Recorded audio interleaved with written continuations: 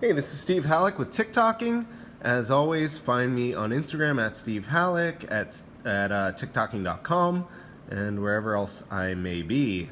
So today I'm going to show you the Richard Mille RM35-02 made for Rafa Nadal.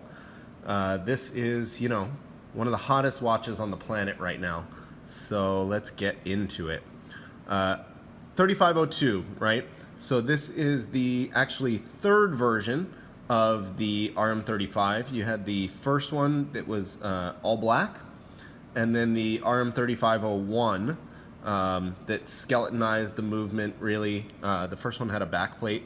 The 3501 skeletonized the movement and was the first time with this one of these NTPT cases, which I actually don't fully understand. So if you're looking for a great explanation of that, this is not where you're going to get it, but it's some sort of proprietary composite material. And then the 3502 was the first time they brought out color, red, and also it became automatic, right? So the other ones were manual wind, so you can see the auto rotor there. But this is the newest one, the 3502. Of course, all of these are the Rafa Nadal models. He wears a 27 generally, which is the tourbillon version, and is his kind of signature watch. I don't know, I've never actually seen him wear a 35. I think he's pretty much always wearing the 27. Maybe he wears these, I don't know, but this is the kind of regular version of the Nadal piece. Still very expensive, but not quite as insane. The 27 will buy you a decent house almost anywhere. And this one will buy you a nice car, basically.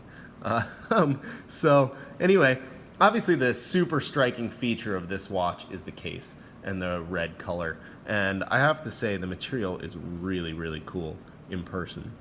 You can see it's definitely not a flat red. The material is layered, so you can see the layers here in cross section.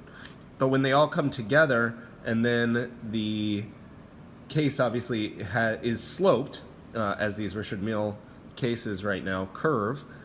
You can see it gives this really cool effect where it kind of shimmers and creates these waves that are fairly uniform, but not perfectly uniform the way they are when the material's stacked here. So I don't know, I love the way this watch pops. You'll see it on the wrist. The coolest thing is it looks like it's from another dimension or another color way, in that it's just so bright and so kind of three-dimensional, and it pops like it's the most colorful thing in the room, in any room that it's in, which is just a really cool effect in real life, right?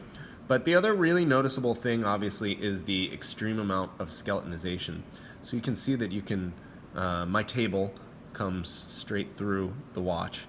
It's extremely airy and gives quite a good effect that works really nicely with the lightness of the watch. This is a very, very light watch, and having this sort of suspended movement that has all this air in it adds to that feeling of lightness. It really fits with the ethos of the watch. Now the movement in general, it's time only, hours, minutes, seconds. It's not wound up right now, so the seconds hand isn't going, but it's just a running seconds.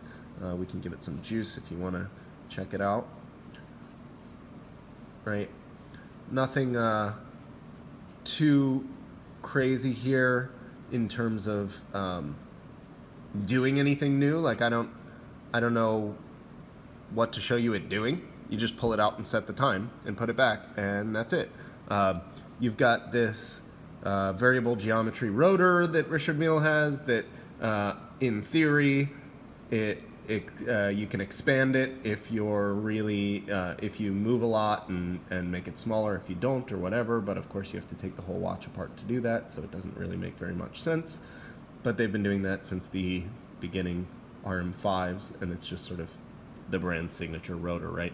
But you can see it's got the cool Richard Mille screws. It's signature Richard Mille, right? This is what they do well. Now, I keep it on this Kevlar strap with the Velcro. I think it fits the watch the best. First of all, I like it all red. If you're gonna go red, you may as well go all red. And you know, Rafa wears his watch always on these Kevlar straps. They're the lightest. I think they just fit the best with the watch. And they're also extremely comfortable. So I'm gonna show it to you on the wrist now. The only thing that does kind of is a little bit crazy with the strap is that you've basically got a very valuable thing that's entire existence is relying on a small piece of Velcro, right?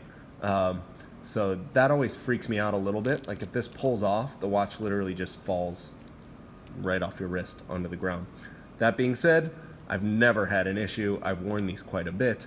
It attaches easily, and the watches are so light that I don't think it puts very much strain on this Velcro here. But it does kind of freak me out, and is one of the reasons that I think kind of the best argument for the rubber strap with the buckle. But again, I think this strap fits the watch better. So, c'est la vie. All right, so there you can see just how much it pops on the wrist.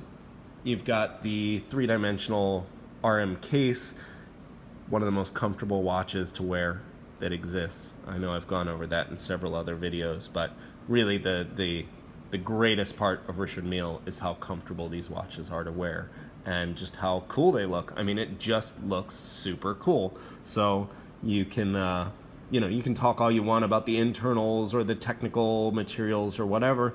The bottom line is it's just a stunningly cool looking watch.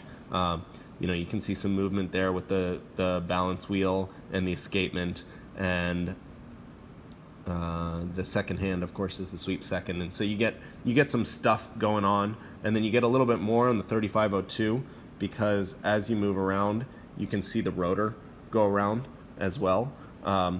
Also, one of the things I like is that even though the movement's really skeletonized, when it's actually on the wrist, the main effect is just to look like it's suspended.